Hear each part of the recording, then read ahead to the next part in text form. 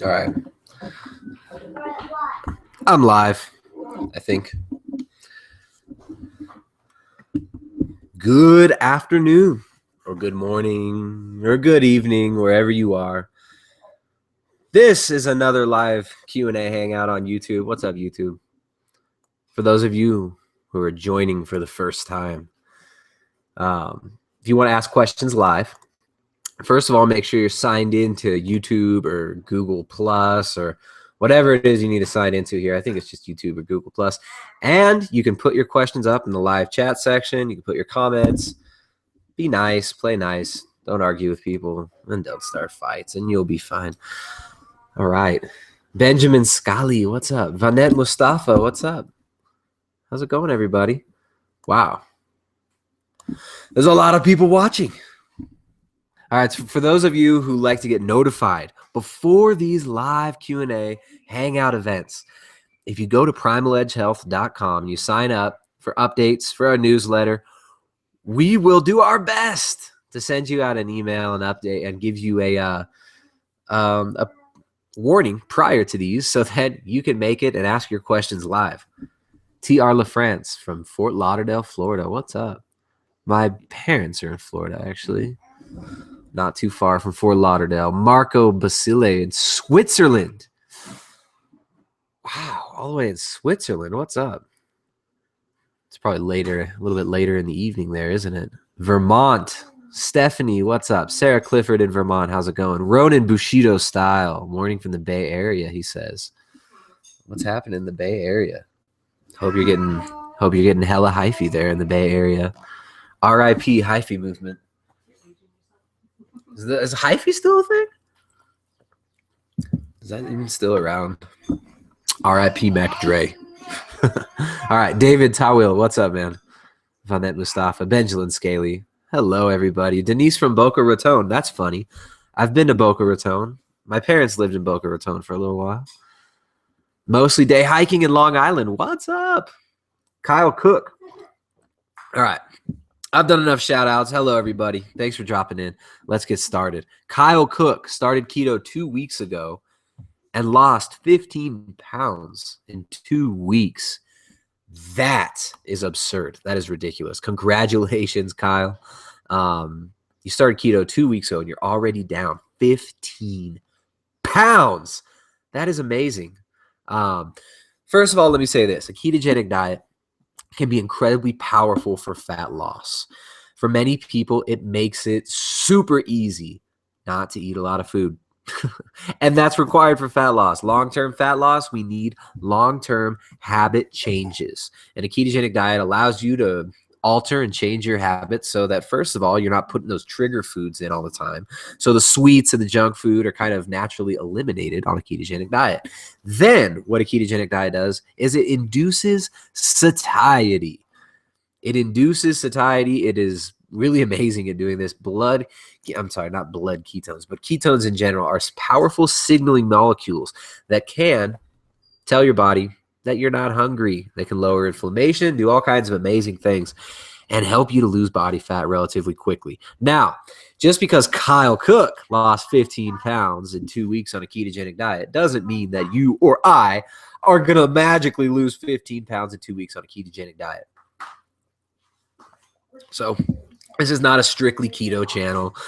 Talk about all kinds of stuff here: general health, vitality, optimizing lifestyle, environment for performance, both cognitively and physically. And Kyle says keto increases brain power too, guys. And that's absolutely true. It definitely seems to fuel the brain very efficiently. The brain runs great on ketones. One of the major changes that happens when you do a ketogenic diet, one of the major things that changes is your brain chemistry. So your brain chemistry will favor a state of GABA production, which is an inhibitory neurotransmitter. There's a lot of excitatory neurotransmitters like serotonin, dopamine, stuff like this. These things aren't bad in general, but a lot of excitation can actually do damage. So glutamate toxicity. Glutamate has a lot of excitatory action in the brain. A ketogenic diet will favor the production of GABA over glutamate. This is one of the reasons why a lot of people use it for seizures. The ketogenic diet was first named in the 1920s and 30s, and it was used on refractory epileptic children with refractory epilepsy that were not responding to drugs. And they found that a ketogenic diet was the only thing that they were able to stick with that would stop the seizures. The problem with this, though, is they have to maintain a strict diet. Now, a ketogenic diet for fat loss, of course, as I've said 100 times, is very different from a ketogenic diet for medical purposes. So Kyle Cook, who lost 15 pounds on a ketogenic diet, I will say this. He's probably not doing your 80% fat, eat as much fat as you need, throw as much butter down the hatch as you can, and think you're going to lose body fat thing that a lot of keto noobs get into. People are told all kinds of ridiculous things when they get on the internet. They start hearing that calories don't matter, that energy balance doesn't matter, that you can eat as much keto food as you want, not gain weight. And unfortunately, many people fall prey and fall victim to this disinformation and end up losing rather gaining body fat on a ketogenic diet. But Kyle's probably figured out by now that this 80% fat thing that people are talking about all the time, are repeating all the time without really knowing, without really questioning, without really understanding the context, that 80% fat can come from your body fat as well. So Kyle, congratulations. Keep going, man. Keep it up. All right, Denise Campbell. What's up, Denise? Kip Jacobs says, I just finished an 8-day water fast a couple days ago and have been refeeding into the keto lifestyle, down 20 pounds or so. Fantastic. Congratulations on that 20 pounds lost. As you probably noticed, fasting for 8 days is not really a sustainable practice, meaning you're not going to be able to fast long-term all the time. Fasting is a powerful tool. There's nothing wrong inherently with fasting. The problem I have is with people marketing it as some cure-all and not really helping people understand the importance of the refeeding portion of fasting. So I'm so glad when you mentioned fasting that you talked about refeeding as well. If you've been fasting for an extended period of time, 3 days, 4 days, 5 days, longer, which a lot of people are doing nowadays, for better or worse, a lot of people are getting into fasting. When you do fast, refeeding is very important. It can be incredibly dangerous to go on a long, extended fast and refeed with a bolus of nutrient-dense foods. You've got to trickle that food in. You have to titrate that food in so that you don't shock your body. All right? So be very careful. Anybody who's getting into fasting, do some research. Understand how to refeed. Understand how to increase your caloric intake slowly after the fast so you don't shock the system. People have actually died from refeeding incorrectly after long fasts. This is why I'm not promoting fasting all the time here. I don't tell people to fast. I usually only recommend fasting if you're doing it for like spiritual purposes, for the purposes of growth, of connecting more to your life force, of, getting through spiritual blockages and stuff like that. Hey, fasting, yeah, obviously fat loss. You don't eat, you burn a bunch of fat, you get into deep ketosis, the benefits of autophagy, all these things that fasting are great. But it's a powerful tool. And I see it more as a powerful tool for consciousness and for connection to life, to the source of life, whatever you want to call it. You call that the creator. They call that God. A lot of people have problems with those words. A lot of people have problems with a lot of words. All right. Alicia Delurio, what's up? She says, my favorite, with a bunch of A's, keto people of all time. The proof is in the pudding. You guys are more real than real. Wow. A love with loads of O's. Huge love your cookbook, and I haven't left a review yet, but I promise I will. Alicia Delurio. What's up, Alicia? Thank you so much. That means a lot, Hey, Divine Superconductor, what's up, dude? I know you. What are your top detoxification strategies? Infrared sauna, enemas. Hey, both of those are awesome. All right, top detoxification strategies. First of all, this Divine Superconductor. Check out Divine Superconductor. He's on Facebook, and I know he's got a product that I haven't tried yet, but shout out to him for his new DHA product. It's in the SN2 position, very easily assimilated into the cell membrane. Seems like great stuff. I'd love to try it someday. Divine Superconductor, my friend. Top detoxification strategies. I'm a huge fan of saunas. I actually really like steam saunas as well. Yeah, you're probably not going to get the benefits that you get from an infrared sauna. I love sweating. I think it feels amazing. If I don't have a sauna here, I don't have access to a sauna all the time. Well, I do. My friends have a steam sauna and a dry sauna, but I have to drive across this terrible road, like a whole mountain away. So the laziness in me sometimes leads me to just doing really hot steam showers and just really dumping a bunch of sweat through that. I've gone down the enemas route in the past. I think that enemas can be powerful, but also I usually, when people are talking about enemas, colon cleansing, stuff like that, any of these things, I usually tell people to proceed with caution, because you can go really hard with some of these detoxification methods and go too fast. Man, detoxification, it's a huge thing. It's funny, like when you look at the fitness mumbo jumbo that people put out there, like, oh, like detox is a myth. Like, oh, you can't, like, there's no, these cleanses, they're all a myth, because I saw an examine.com article and like Alan Aragon posted this thing that said like all these detoxes are a myth. So they're all a myth. They're all bunk. No, detoxes, that's a huge word. Like that, the body has many paths of detoxification. The skin, the breath, that's another one. Just deep breathing. You can get major detoxification from that. Not just physically, but like emotionally, psychologically, spiritually, just deep, deep, long breaths. Cold exposure. I love it. I love swimming in rivers. I love, actually for me, let me say this. Last thing on the detoxification thing. Well, I'll finish up with the don't go too hard thing. A lot of people, they get into detoxification and they just start thinking like, I got to go so hard. I got to chelate myself. I'm going to go like EDTA, full chelation. And they end up screwing themselves up, ruining their bone mineral density by doing too much chelation therapy, getting electrolyte imbalances from just saunaing the shit out of themselves so they have no electrolytes left. So all these things, like, they can be super beneficial, but it's about balance, right?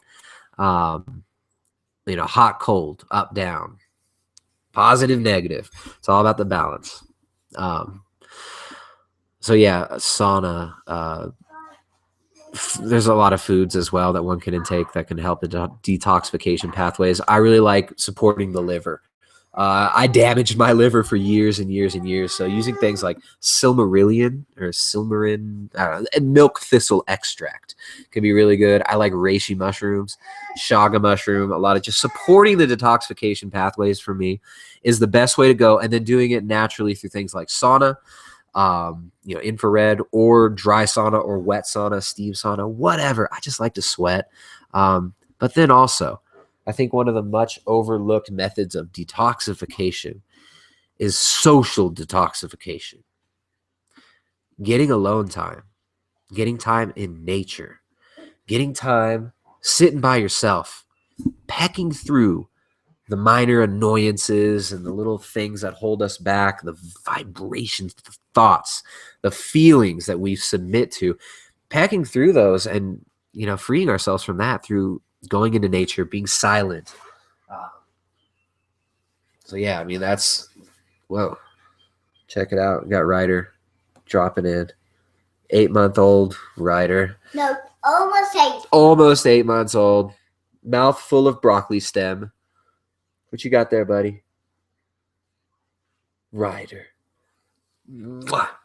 That kid is so awesome. I'm going to put you down. Go with your sister. Oh!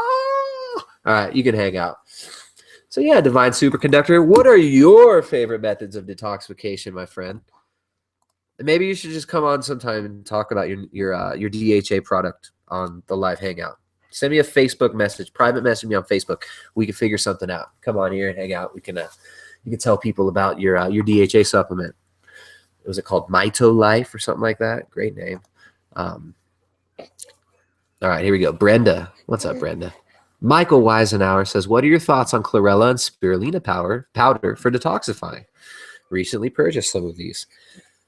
Chlorella and spirulina can be great for binding up toxins. Chlorella supposedly binds really well to heavy metals like mercury, cadmium, stuff like that. Chlorella can be fantastic. Spirulina as well. I like the taste of them both. I think they can be delicious. So yeah, definitely. I mean, even like foods like garlic can also be really good for detoxification. It all depends. Like, what are you trying to detoxify? You're trying to bind to heavy metals and move them out. Clays. I really like clay. Bentonite clay, zeolite clays. I've been into these. You know, I mean, some people say they're bad. Some people say they're good. I don't know. They've always worked for me. I've always enjoyed them. If I get like gut issues or something like that, I'll throw some clay with. I'll do bentonite clay with psyllium husk and activated charcoal, and I'll take those all together. I'm gonna have to get rid of little Ryder here because he's very tenacious. Hey, Jessica, you want to come snag Ryder from me? He's taking over the show. I'm serious. Chill Topher, what's up, man? Says what's up from SoCal. Thoughts on pattern A versus pattern B cholesterol formula? yeah. The cholesterol question, man. All right, cholesterol. Oh, there you go. Vera says niacin for detox. Totally, yeah. Niacin plus sauna. Divine superconductor. I hope you're still listening. Niacin plus sauna, and then NAC, N-acetylcysteine. Those things together. And then what's the other one?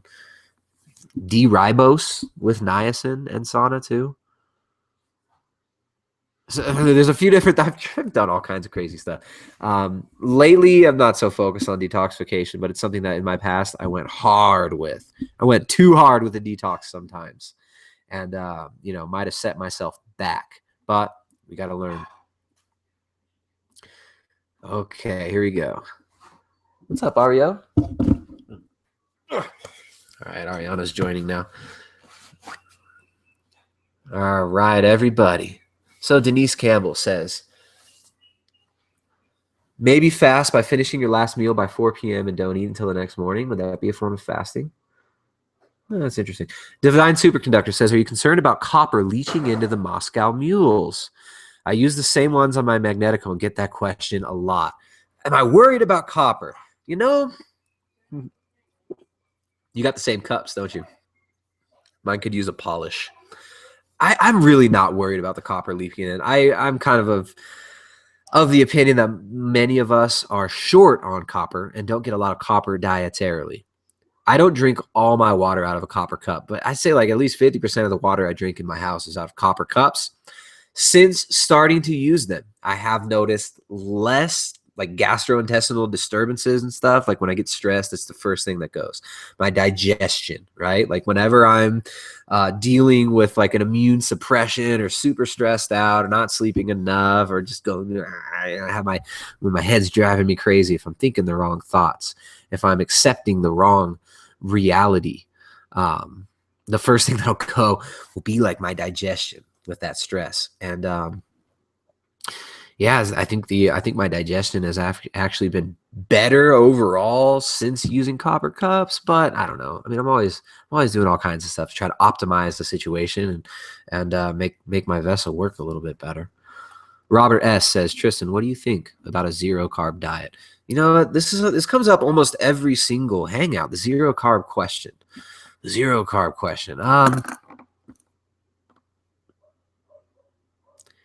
If it works for you, it works for you. I've never done a zero carb diet long term. I mean, some days I won't eat any carbs, but I don't know. I'm not the type that thinks because low carb can be good for some, then magically no carb is better, right? This is the extremes of the internet. Well, low carb is great, so no carb must be greater. I'm not so down with that thought process. Carbohydrates play an important role in the diet. Yeah, I don't think carbs are bad. Plant foods from the plant kingdom, even sugary carbohydrates in their whole foods form, I don't think are the devils they're being made out to be in some of the keto communities. Again, we're talking about the internet here, where hyperbole rules, where the loudest, most obnoxious behaviors get the most attention or seem to call for attention. But I guess that's just human consciousness, right? Like the loud noises, the loud bangs, we're attracted to those things. You know, sometimes the truth only speaks in a gentle whisper. Most of the time, right?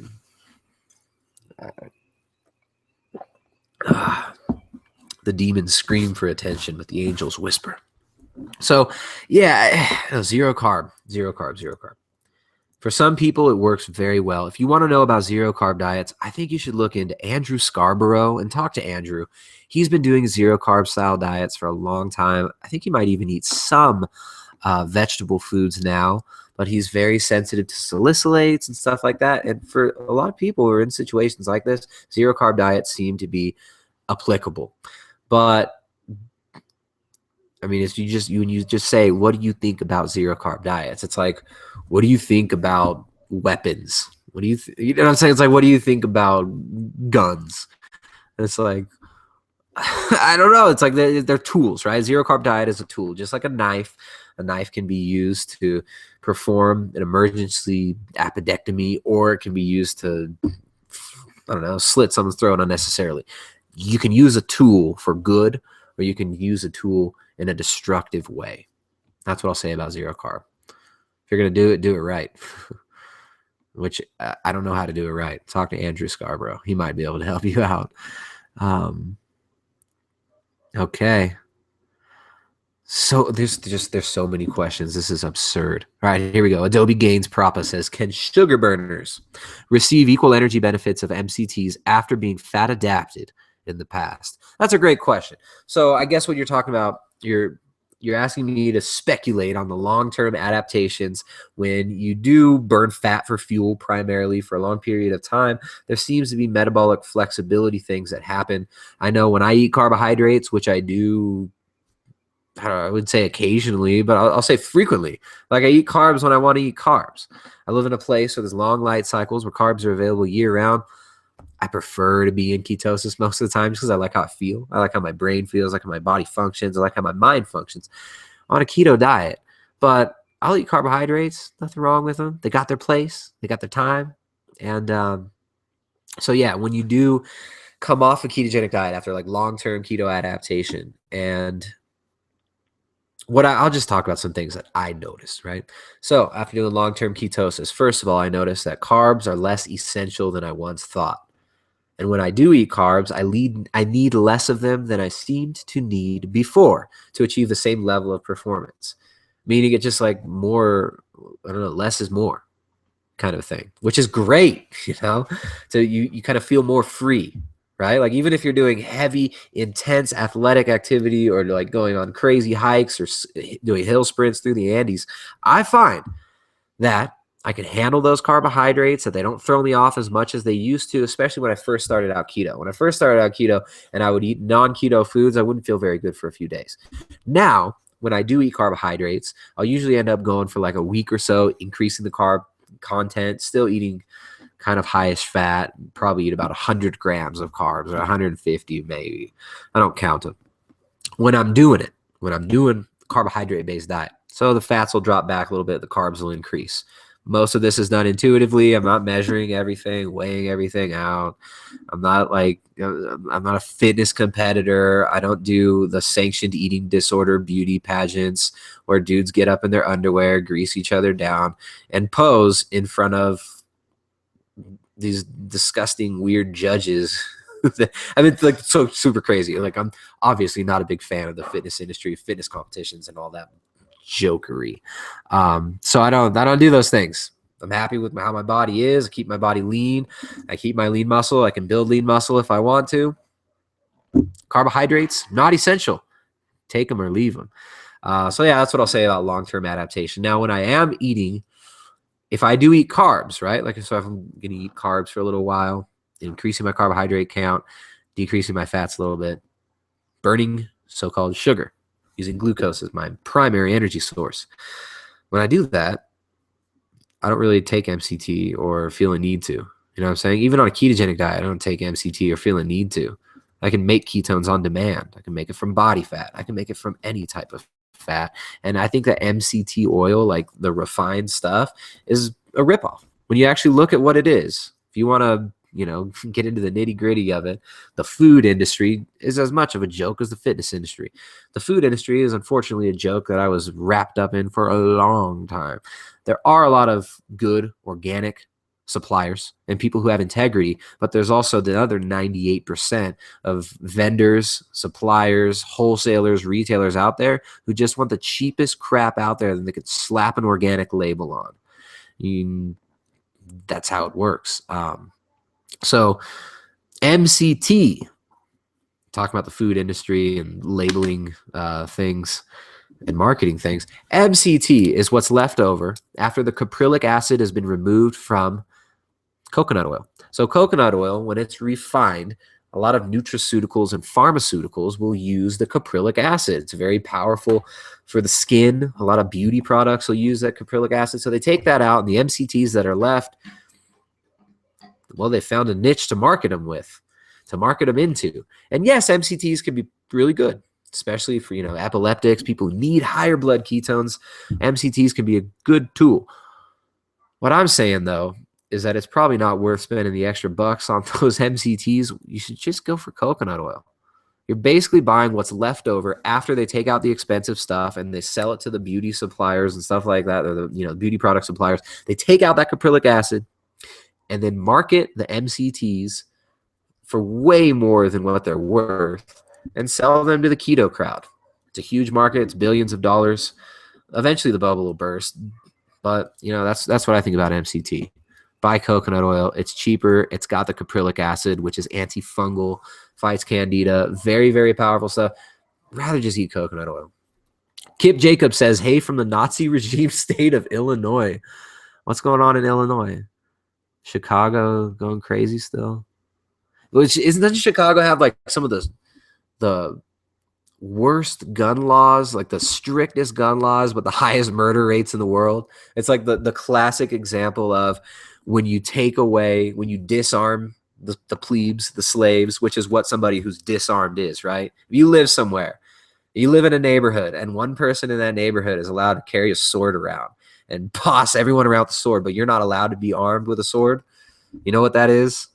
Slavery. Yeah, I'm sorry. That sucks. If you're talking about what I think you're talking about, it's pretty lame. So yeah, move to a better state, right? Go to Montana or something. Go to a state where you can actually own property, where you can actually defend your family and your home.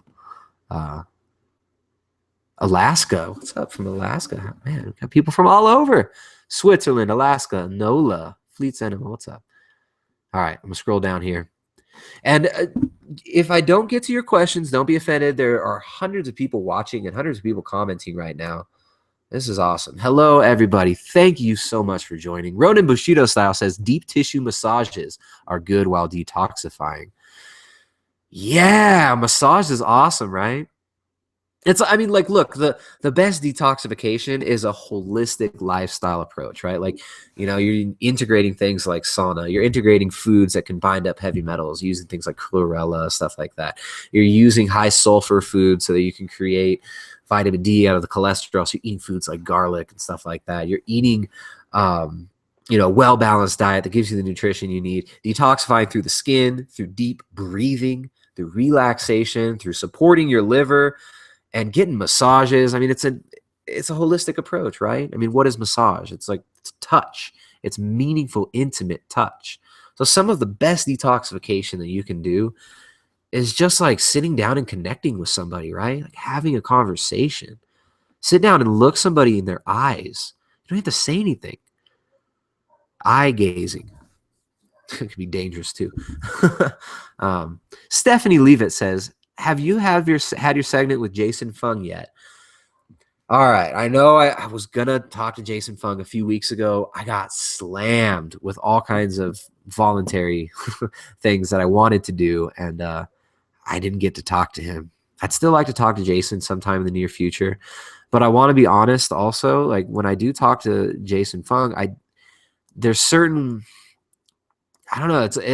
I don't like to argue with people or anything like that. I respect Jason Fung. He's awesome. I'd love to have him on. He's got a lot of great ideas. I don't agree with everything that he says, and I would like to flesh out some of the differences in opinions and in some of the analysis of research with him. But I don't know. It's a weird thing. Like if I was going to have Jason on, I wouldn't want to just be like promoting fasting and just like, oh, like let's talk about why fasting is great. I gave my opinions on fasting earlier. I think it can be very powerful, but I think people can use it irresponsibly, right? It's a powerful tool. So yeah, Jason Fung, I would love to talk to Dr. Fung, but it's going to have to be in the near future. And I got to rearrange kind of how the conversation would go, and map out what I'd like to talk to him about, because I mean, there's a lot of things I'd like to flesh out, like the whole like calories don't matter thing, or I'm not like a calories in, calories out guy. Oh, you just tell people to restrict their calories. But obviously energy balance matters. And I see people gaining body fat on keto diets all the time, right? Like energy balance matters. Look at Jimmy Moore. All right, here we go. What's going on now? Ronan says, toxins are stored in the fat. And when you begin to detox, all those toxins will be released in the body. That's not necessarily true it's about context. It's not like all toxins get stored in fat or all your fat is loaded with toxins. It's kind of, yes, toxins can be stored in fat. Yes, when the liver's overloaded, it can just say, I ain't dealing with this. Throw that out. Put that in the fat stores. I'll deal with it later. Yeah, I don't know. I'm not going to respond to that. There's some truth to it, but I could pick it apart. All right. Robert S. says there's a doc on Twitter doing zero carb, and he seems to be kicking ass on it. Hey, there's lots of people doing zero carb that kick some ass on it. The original zero carb guy, you know who it is? Who it was? Owsley. Bear Owsley Stanley. Look up Owsley. He was one of the first, like, pirate producers of LSD back in the 60s. Interesting guy. All kinds of interesting connections to the Grateful Dead and this intelligence community and CIA, weird stuff surrounding Bear Owsley Stanley. But he was like one of the original guys who was out there saying like he ate nothing but muscle meat. That's what he said. He ate nothing but muscle meat and he drank water. He didn't eat any vegetables, and he had contracted. He had a throat cancer, or no, he had HPV, the human papillary. He believes he contracted cancer in his throat, much the way Michael Douglas believes from putting certain body parts in his mouth too much.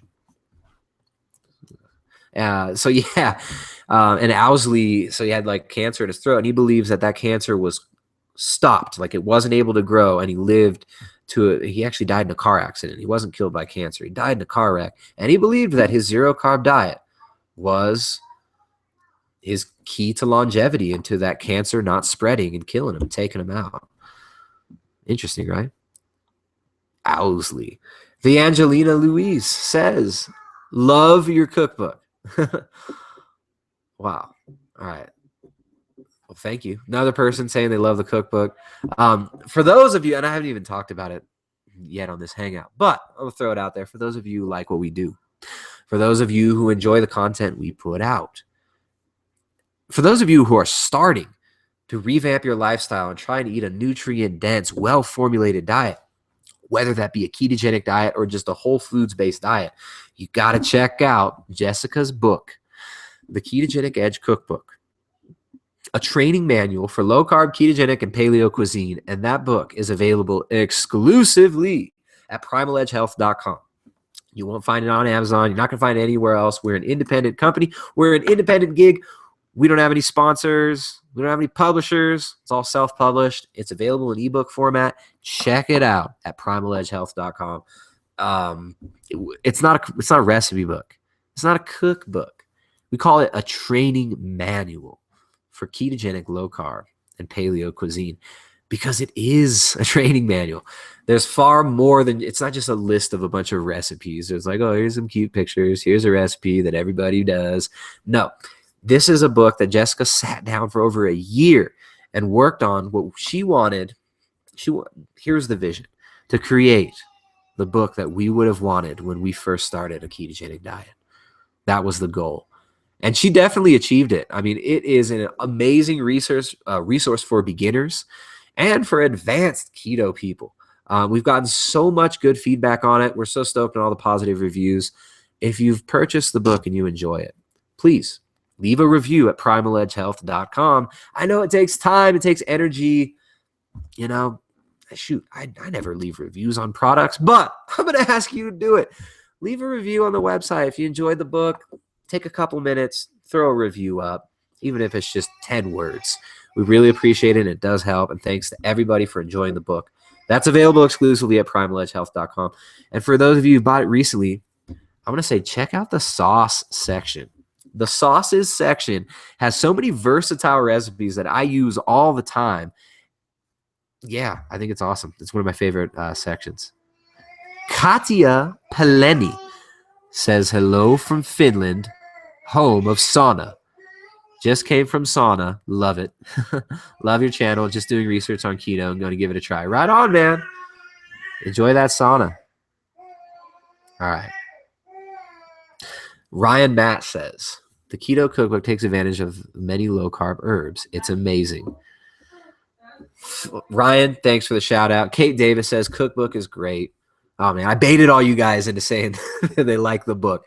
Liquid Rush says, I'm going to buy that book ASAP. Yeah, check it out at primaledgehealth.com. Highly valuable. Super. I mean, this is a nutrient-dense book. There's an entire section on how to use spices. See, this isn't just like a cookbook that's for like, your average mom. This is a cookbook for the people. We understand that most people who are starting a diet and trying to revamp their lifestyle have probably never consistently prepared food for themselves. So we wanted to train you to do it. We wanted to train you how to make nutrient-dense, yes, the ketogenic meals, but they're easily adapted for higher carb diets. They're all family-friendly, kid-approved. And none of the ingredients are like esoteric or crazy, right? We're not throwing a bunch of artificial sweeteners or a bunch of processed crap. It's all based on nutrient-dense, whole foods ingredients that you can get anywhere, anytime, any place. So check it out. Paradoxical Axiom says, I like the odd bits part of the cookbook and the pemmican. That's one of the secret gems in there, isn't it? Paradoxical Axiom. Great name too, man.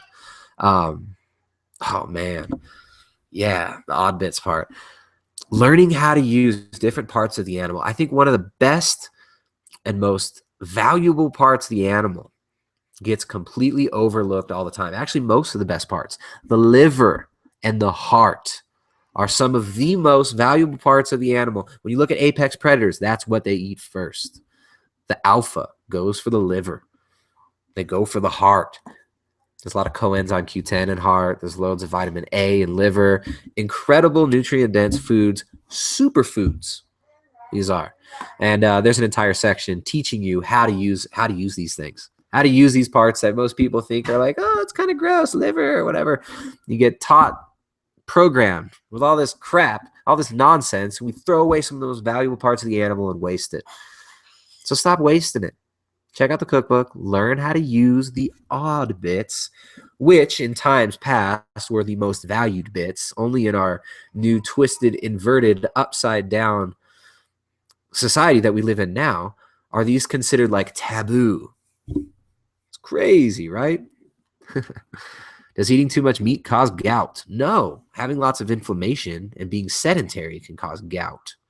In fact, a ketogenic diet, there was a recent study, and I only read the abstract, didn't even read the whole study, so I don't know how valid it was. But supposedly, this study showed that a ketogenic diet can be effectively used as a treatment for gout. And as I said that, spit sprayed onto my computer screen. All right. How is sex life affected by keto?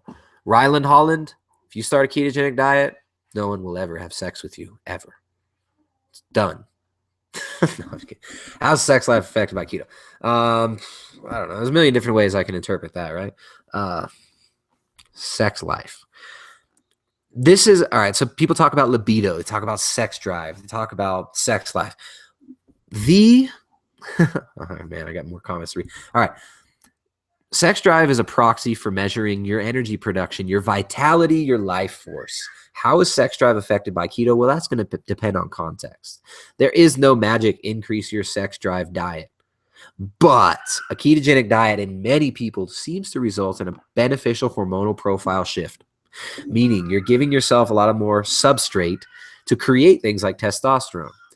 You know, you need cholesterol to create sex steroid hormones. To create testosterone, you need cholesterol. So when you give yourself plenty of cholesterol dietarily, you've got that substrate to create testosterone with. A lot of people's testosterone seems to skyrocket on keto. In fact, now this is an extreme case, and this is anecdotal, and just because it works for one person doesn't mean it'll work for you.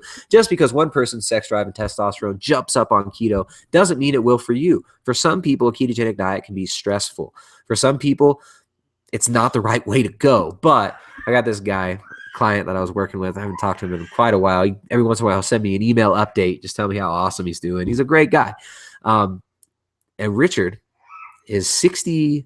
I think he just turned 60. His testosterone was 1,300 the last time it was checked. His doctor was freaked out. Why is your testosterone so high? Now, his cholesterol levels were a little bit skewed towards the high end, which most doctors will rapidly push statins on you in that situation. He's not on statins. He's not concerned with his slight rise in cholesterol. He's pretty stoked on having 1,300 level of testosterone and having high sex drive and just feeling great and awesome in general. Sex life / sex drive are just proxies for your connection to life, for energy production. So people tend to hyper focus on it. Yeah, like obviously, right? Men tend to think with their balls, and people tend to put way too much focus on just the animal instinct, the sexual drive, that nature. A ketogenic diet and a properly formulated lifestyle that's decreasing inflammation, that's allowing you to produce energy consistently, that's allowing you not to be stressed out all the time, will always result in improved sex drive and improved energy production, which is what sex drive is. It's just you've got more energy, you put it into your sex drive because people, many people we've got an animal nature. We've got a body. So yeah, energy. Sex drive equals energy production. More energy, less inflammation, better hormonal profile equals more sex drive, more energy at your disposal to do what you choose with. You can choose to put it all into sex, or you can choose to cultivate it in different ways. Think about it. All right. All right, let's see. Highfalutin Low Carb says, your video on overthinking keto should be required viewing for anyone beginning a keto / low carbohydrate, high fat diet. Changed my thinking considerably. Awesome work, man. Highfalutin Low Carb. Thank you for the shout out. That's really appreciated. Again, for those of you who appreciate the content, for those of you who like this, if you want to be notified more about these live hangouts where you can post your comments and your questions, sign up for our newsletter. And we will try to inform you before. Now, this was an impromptu hangout. I didn't send out a newsletter on this one. I just posted a link on Facebook, and I started it. And wow, I'm actually amazed at how many people are watching and joining right now. But yeah, if you like the content, check out primaledgehealth.com. If you want to support this gig, if you like what we do, if you find value in what we do, support us. Buy the cookbook. Check it out. It's only available at primaledgehealth.com. It's more than just a cookbook. It's a training manual for low-carb, ketogenic, and paleo cuisine. All righty. All right.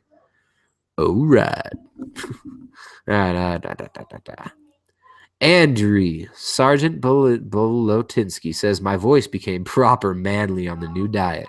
It used to be real wimpy. Your voice became proper. That's funny. Benjamin Scally says, Tristan was putting respect on your name, bro. Respect on your name, bro. All right. What's up, everybody? Christian, how's it going, man? Teardrop Girl, how are you? All right. Let's see. Did I miss any? All right. Benjamin says, any negatives with wild-caught clams? They're from Indonesia. I don't know if they're good. High zinc and B12 already cooked, too. I don't know. I don't know that source, You feel good when you eat them. They got lots of zinc, got lots of B12, got some iodine, selenium in those clams. Usually shellfish are relatively safe, low in toxicity, and freaking delicious. You're probably fine. Patrick Wolf says, thank you so much. I've lost 80 pounds following your tips. Wow. Patrick Wolf, that's so cool. All right. Patrick Wolf says he lost 80 pounds just following my tips. This isn't a client. This isn't somebody that's paying me for consultations, which, I've got lots of clients I work with all the time. This is just somebody who's popping in and who just listens to these Hangouts and watches the videos and is getting results. Thank you, man. I mean, that's humbling. That's awesome. Thanks, Patrick. Keep it up, man. You didn't lose 80 pounds, though, because of me. You said you lost 80 pounds following my tips. Look, I'm just stating the obvious. I'm just pointing out the direction to go and sharing what works for me, sharing what I've seen work for hundreds of other people and hundreds of clients. And I'm honored to be able to share this with you. So that's great. Chill Topher says, how does the body mistake dehydration for hunger? Great question. Look, we mistake most of the signals our body gives us, right? It all has to be filtered through our consciousness and through the programs we have. Most people program themselves to use food as a drug. Most people program themselves to use food to quell emotions, to stop thoughts, all kinds of things. I mean, most people use food as a drug. Now, if you're used to using food as a drug, you program yourself with that. And when you start to feel low energy, when you start to feel depleted, like when you're dehydrated, when you're not drinking enough water, oftentimes we'll associate that with, oh, I need to eat. Just like when you're stressed out, when you got a lot of work, or, you stayed up really late, you didn't get enough sleep, and your blood sugar is off. We want to use food to regulate that. It's natural. People use food to try to quell stress. So if you're thirsty, you might misinterpret the signal and you might end up pigging out on food when you should just drink water. Now, here's a tip for people like Patrick Wolf, for the individuals who... Jessica, can you help out? It's really hard to... all right. Here's a little tip for people who are trying to lose body fat, trying to get healthy, trying to decrease the amount of food and the snacking that they do. First of all, don't do snacks. Eat your meals and be done with it. And in between meals, when you think you're hungry, drink a glass of water and see if maybe you were just thirsty. Because a lot of the times when we're hungry, we actually are just thirsty. A glass of water and 5 minutes waiting in a glass of water can kill hunger like 90% of the time. Brittany Smith says, is non-grass-fed organ meats okay too? Is it okay? Well, it's edible. You can still eat it. It's not ideal. I'm not going to get into it. I'm not going to sit here and try and freak you out about non-organic foods. I'm going to tell you, though, that I would much prefer grass-fed organic foods, grass-fed organic meat that is not fed glyphosate-drenched, which is a carcinogen, which causes cancer, glyphosate, on Roundup, sprayed all over the place, chelating and destroying soil, chelating and destroying our gut bacteria. There it is. I got into it. I'll try not to go any further, though. I try to avoid it. I try to eat grass-fed whenever possible. But, hey, if you can't do optimal, you got to do what's possible. And it's much better. I'll take a different direction with this, right? So, like, not everybody thinks they can afford organic or, the best foods or grass-fed beef, stuff like that. What I usually say to those people is, you can, you're just budgeting wrong. Because when I was dirt poor, when Jessica and I lived in this crappy little house in the beach flats, Sureños Mexican gang neighborhood in Santa Cruz, the worst neighborhood, one of the worst neighborhoods there, living in this tiny little house, saving up money, we still bought organic foods, and that's what we put our money into because that was important to us. It was important to us to feed our vessels, to get our vessels functioning, to get our minds functioning at the highest capacity possible. That was more important to us than buying, having a fancy car or having this or that. So, I mean, hey, it's all priorities, right? Normally I'd say that, but here's what I'll say. If you're not going to do organic foods, if you're not going to do the grass-fed beef, don't be double-minded when you eat it. Don't eat your food and program yourself thinking this is toxic, this is bad, because that right there, that fear, that toxicity, that switch right there, you're placebo affecting yourself into disease when you eat food, and you're basically cursing your food when you eat it, right? Bless your food when you eat it. Be grateful for your food. Thank God that you've been given this bountiful harvest. You can get this food and put it in your body. Bless it. Be thankful for it. There's a lot to be said. The power of intention, the power of Your heart and your mind working together in you know, I was going to say synchronicity, but that word is so annoying, right? Anybody who's been around, like, been around these communities for a long time, synchronicity, so annoying. All right. Anyway. Sync up your heart and your mind. Be grateful for your food, bless that food, and enjoy it. If it's not optimal, enjoy it. This and this sometimes can control the whole vessel a lot more. When I said this and this, your mind and your heart, your intention can control your vessel and your reaction, your inflammatory response a lot more than people give it credit for. That's why the placebo effect is so huge, right? The placebo effect is important. The placebo effect should be renamed, right? You could classify it as like this illusion. That was just the placebo effect. Oh, you just believed it. So then people miss the most profound. The placebo effect is one of the most profound things in medicine, and it will be explored in depth more as science tries to catch up and use the scientific lingo and linguistic dogma, because that's all science is. It's a linguistic framework in which you filter information. Science is a process of testing hypotheses, right? It's not a deity. All right. Anyways, let's move on. I had 1,000 different routes that I saw I could have taken that, and I just decided to throw it away and not take any of those routes. Benjamin, what's up? Stanislava, what's happening? Stanislava says, love the maca powder. Right on, man. You like the maca. For those of you who do like the maca, we've literally got like 5 units left. I'm sorry. The maca is pretty much over. Robert says keto equals more happy morning yang. All right, so he's saying that in the morning he's bright and perky downstairs on a keto diet.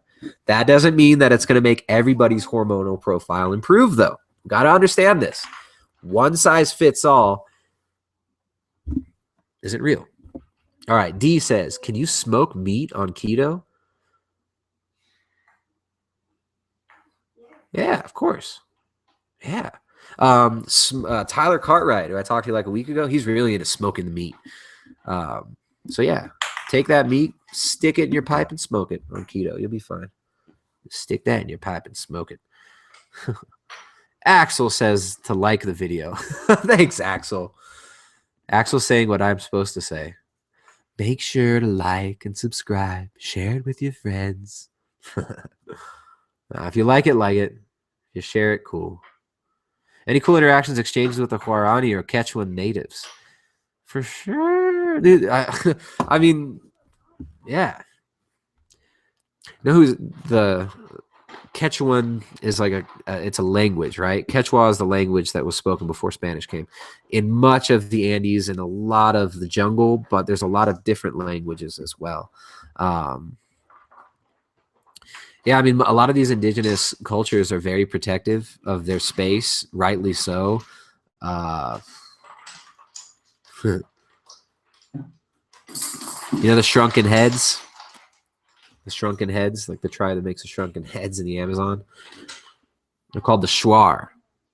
They're hardcore, and they're here in the Andes, or in the jungle, rather, the other side of the Andes. Very interesting. All right. Let's see what's going on here. Let's get some more questions in and start wrapping this up.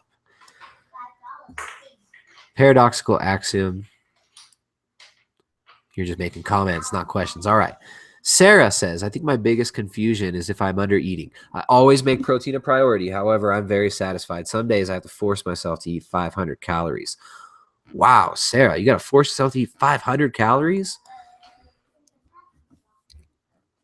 It's all about context. 500 calories a day, long term, not going to be too sustainable for anybody. But that problem that you've got, if you're trying to lose body fat, and you're sitting here complaining like, oh, I have a problem eating food. It's so hard for me to eat on this diet. I'm not saying that you're complaining, but like, isn't that funny, right? Like you're doing this diet, you need to lose body fat, you're trying to lose weight. And you're saying, I have a problem eating. I can't eat enough. That's great.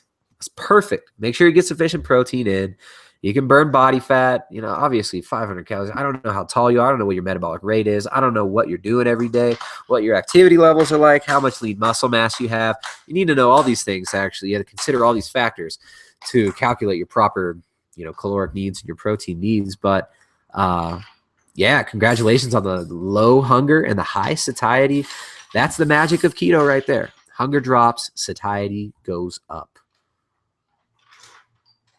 All right. Luis says, how many grams of protein should I take on keto? I'm training and I'm 200 pounds. I don't know. I don't know how much lean muscle mass you have. I don't know how tall you are. I don't know, like body fat percentage, anything like that. I'd say a good safe place, about 0.8 to 1 gram per pound of lean body mass. For most people, that's more than enough. All right. Andrew Sergeant Bolotsinski says, as fluffy and new agey as it sounds, perception does create reality. Try to have an illness that seriously messes with your sensory input or depression. No, absolutely, man. Perception definitely influences reality. It doesn't create reality. It's the filter through which reality comes through. God creates reality. I can't create reality. I can't create a speck of dust. Right? Consciousness can filter. I mean, it depends on what level of reality you're talking about too, right? The physical reality, I don't know. What do you like? How do you define reality too? I think we live in a reality created by words, beliefs, and language. Some others say we live in a reality created by atoms, particles, electrons, and protons. But those are just a part of the reality of the words, the concepts, the perceptions, and the language. We live in a world of language. Interesting, right? How deep you want to go with that one? All right. D says, I just find the smoker makes me nauseous and the brain starts to spark. Remember, I'm epileptic. Oh, okay. So you're epileptic. You're getting some interesting results. You're not feeling the smoked meat. Hey, if you're triggering something, you got to listen to your body and listen to the results that you're getting.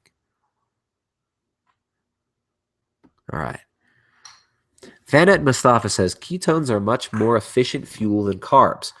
Why we still use recommended daily calorie intake calculators that are created for carb burners? That's a good question. Why you use calculators that are why are you using daily calorie intake calculators anyways? They're all BS. None of them are for you, right? Okay. Sarah says my anxiety is way down. That's so cool. Your anxiety dropped. There's something that I've seen keto work wonders for is people with anxiety. And you know what? We talked about this earlier. GABA, G-A-B-A. Was it gamma butyric acid? Something like GABA is a neurotransmitter that is inhibitory. It's neuroprotective. It makes you feel relaxed. It makes you feel good, and it's anti-anxiety. And a ketogenic diet, the state of ketosis, greatly favors the production of GABA. So how cool is that? Your diet, you found a way to change your brain chemistry and regulate your brain chemistry all day long without taking any drugs, just using diet. How cool is that? Liquid Rush says, bro, keto alleviated my sciatica. I felt like I was well oiled after about 6 months. Dang, that's crazy. Sciatica, reducing your inflammation, getting on a nutrient-dense diet. That's awesome. That's really cool. Congratulations, man. And see, I'm not sitting here saying this. These are other people posting these comments. I don't sit here and try and spout out oh, it's a miracle cure for this or that. I'm just reading what people are saying here. Alicia Delurio says, I'm looking forward to your Blazer adventures. All right, so she's talking about the car that I've been working on. The truck is a 1982 Jimmy, which is the same as a K5 Blazer. And I've thought about kind of documenting this restoration and the build, but I don't want. It's just more work. I don't like filming videos and stuff like that. While I don't mind doing it, if you haven't noticed, my style of filming video is I grab a camera, I shoot it, and I'm done. I don't, sit and map out everything that I'm going to say. Sometimes I'll have some notes and stuff like that, but I'm not into putting hours of production and being, fake and stuff in the videos. I like just real, just throwing it out. That's why I like doing these live hangouts. Now, documenting the Blazer thing, it could be so fun, but it would have to be for another channel, I think, which we talked about doing another channel so many times, like just another channel, because people expect more keto stuff on this channel, right? Most of our videos, hundreds of videos talking about keto, those are the keywords that people expect. If we start to take that in a different direction, people complain and cry and whine about it. So we might have to do like another channel for some more of the travel type stuff. I don't know. Yeah. Primal Edge life, Primal Edge lifestyle. What were some other ideas, Jessica? Primal Edge living. I don't know. We might have to do another channel where it's just like that kind of stuff for our adventures that are to come. All right. Are there any negatives on organic stevia? I don't think so. No, I mean, look, it's all about context. I say it all the time. Organic stevia. There's nothing wrong with it inherently. But for some people, it can spark more sugar cravings. Just that sweet taste can spark the cravings and make you want more and more and more. Some people don't like how they feel when they eat it. I don't know. I don't really like if I eat a lot of stevia, it makes my stomach feel kind of funny. I don't like it that much. But I wouldn't make a blanket recommendation of avoid stevia. I think it's fine. Way better than like aspartame and these neurotoxins. All right. Oh, Robert. All right. Robert's referencing this study that I've seen in the past. So he's saying there's a good study on keto and sciatica. They cut the sciatic nerve on rats, fed one a keto and the other group a regular diet, like the rat chow diet, the higher carb diet. The one on keto regrew the sciatic nerve. I'd have to like re-look at this actual study, but I do remember seeing this, that the ones on keto had better regeneration of the sciatic nerve. That's what I remember. But that's awesome. Thanks for sharing. All right. Nabi Faours keeps asking like 3 times, did you have a weight problem before keto? Did I have a weight problem before keto? I was never able to maintain a body composition that I was happy with. Did I have a problem? I don't know. Like, what's a problem? To me, a problem is like something that's going to kill you. I never had like it wasn't like morbidly obese, but I never was in good shape. I don't know. I mean, before keto, though, I did a lot of other dietary interventions, changed my diet, went to a whole foods organic diet. My inflammation greatly reduced. My digestion improved. Everything improved. Keto was like the next step of actually just being, really happy with my body composition, really happy with the way that my body responded. But yeah, I mean, if you look at me in like 2000, I don't know, like 2012 or something. Yeah, 2012. I had a nice gut. I had a nice belly. But I mean, I don't do like these before and after pictures or try to do these transformation things and all that. I don't know. Again, if I did those kind of things, I could probably get more attention to the channel, but I just don't really care to do these fake things. I don't know. Like, yeah, keto's worked wonders for the way my body reacts, the way it performs, and the way it looks. It's been great. All right. Sarah's asking, should I force myself to eat a minimum amount of calories a day or listen to my body? That's a loaded question. So if I tell you yes, then I'm telling you don't listen to your body. You got to do both, right? Like why is your hunger so low? And is it dangerously low? Is there something else going on? I would make sure to get your protein in. You need to get micronutrients in. You need magnesium, potassium, sodium. You need these things. You need iron, copper, manganese. You need these minerals and these vitamins. So make sure you're getting the micronutrients in. Make sure you're getting the protein you need. And then you're going to have to figure it out from there. I don't know. I mean, you said you're struggling to eat 500 calories. That's super low, I don't know how big you are. I don't know how tall you are. I don't know how much weight you want to lose, how much body fat you have to lose. But if you got a lot of body fat to lose, you don't need that much food. All right. Ryan Matt says, regarding omega-3 to 6 balance, can chia seeds and flax seeds help support this, or does it have to just be in fish? fantastic question.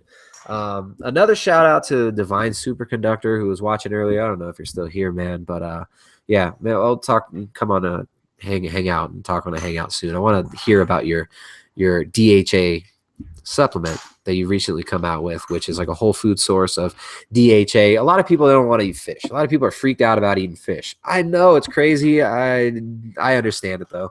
There's a lot of different excuses, a lot of reasons. Like, Fukushima is going to kill you, the radiation, or the mercury, or this or that. People get freaked out for whatever reason.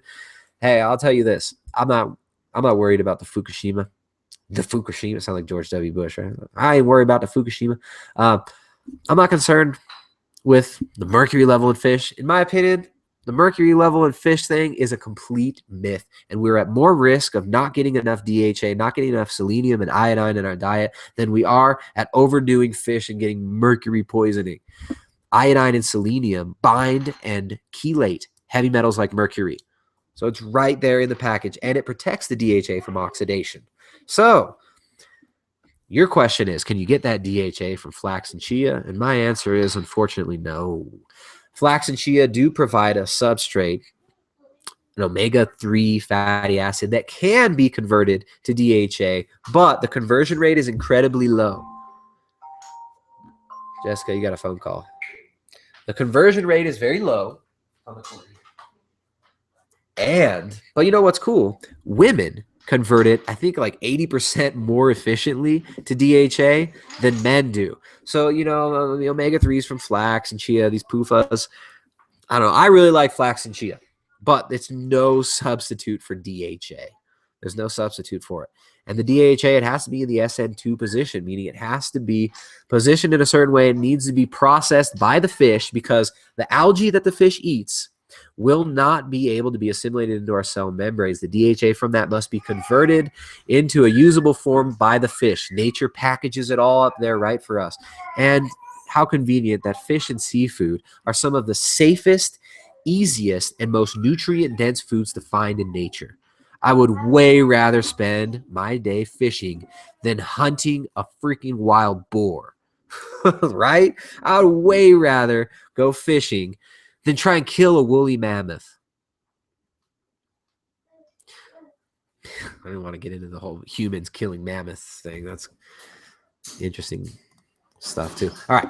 Randy says, we worry about mercury in fish, but not in the flu shots advised to pregnant women and babies, right? Yeah, don't eat fish. It's got mercury. But as soon as your baby's born, you better give it 10 vaccines that are loaded with mercury. You better give it a hepatitis B vaccine right when it's born, right? The first day, the baby needs a Hep B vaccine, just in case he's slamming some hot needles of heroin within the first week of life and catches Hep B. All right. Tristan, please talk about doing keto without a gallbladder. All right, Kareem. Keto without a gallbladder. Can you do it? Yes.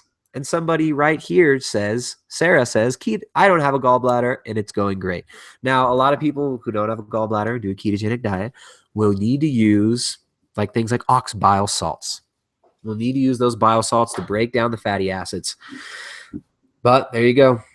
Look into it. People are doing it. People are having great success with it. People are thriving, even without a gallbladder.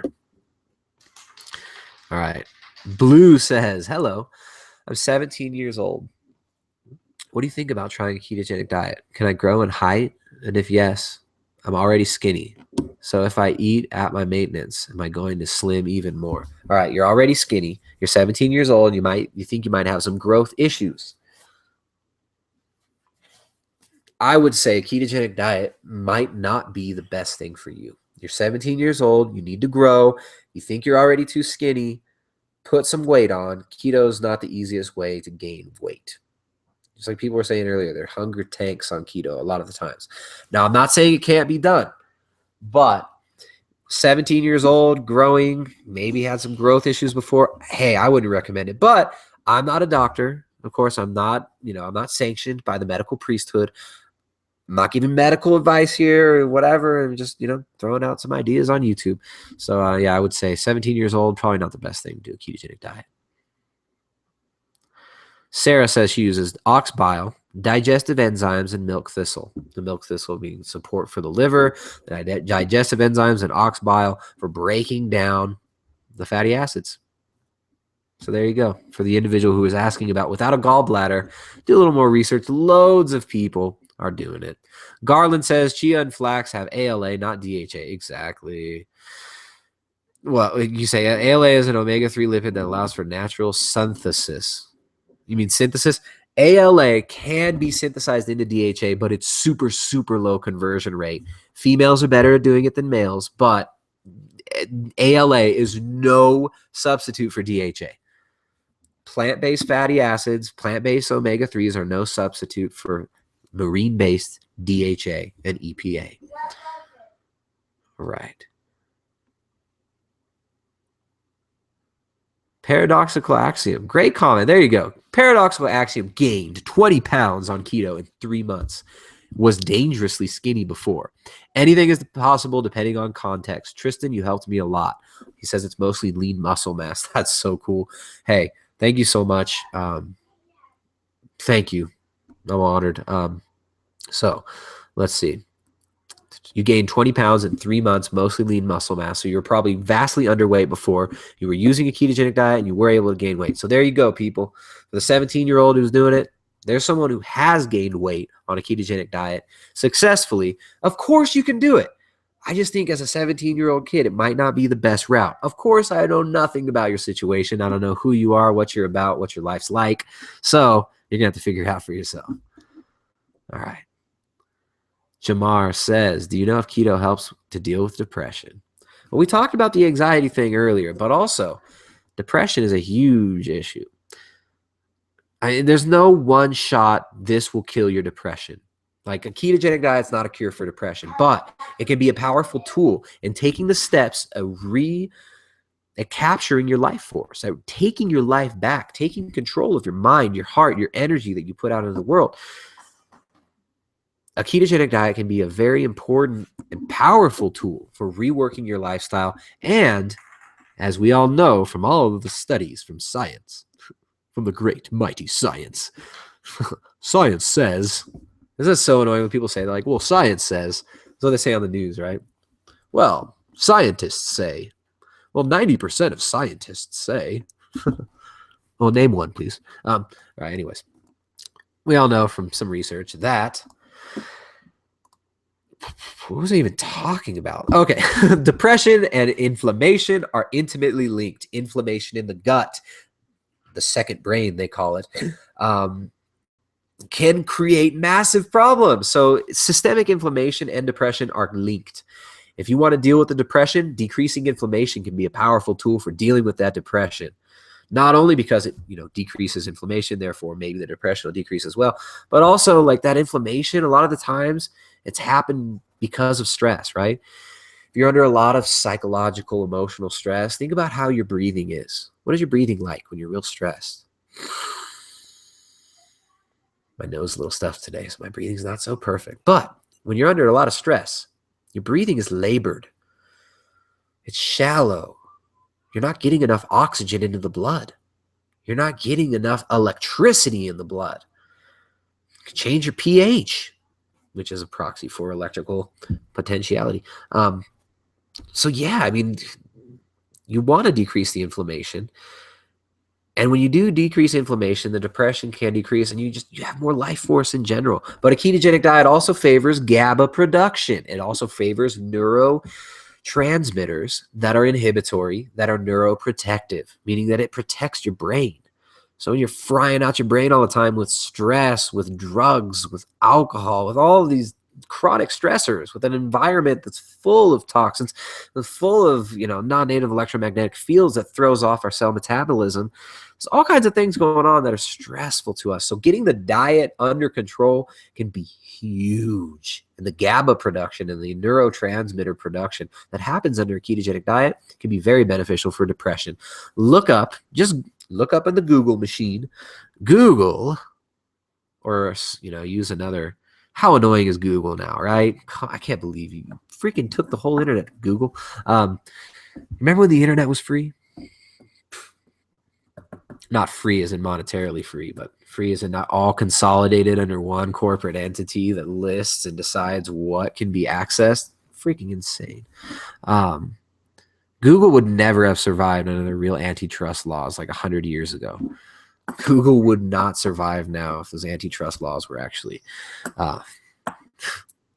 in place. Anyways, another pointless tangent, bonus tangent. All right. Depression and keto. I've seen it happen a million times. See, I always tend to like downplay it, but I'll just give one example of a client that I've been working with for like 6 or 8 months now. He came out of a major depression, and his decision to get his life in line, and he's still working night shifts, and he's doing awesome. But this guy was working night shifts, super depressed, fat, inflamed, the grump of the family. No one wanted to be around him. Now he's like the light in the room. He lights up rooms when he walks into them. He's full of life. He's full of energy. When I talk to this dude, it's like I don't recognize him from the first time when I talked to him. He was already on the right track. We did some adjustments. We got him in line. He was already on the right track when I first talked to him. But now it's like, it's insane. This dude is so sharp. He's so poignant. And he's lifting up all these people around him and helping them. And not just like, telling them what to eat, because that's not helping anyone. Tell somebody to go on a diet. You're not helping them.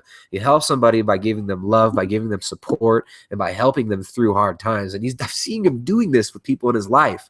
He's trying to help his sister get in shape too. That reminds me, I'm going to have to email her soon because I haven't heard from her in a while.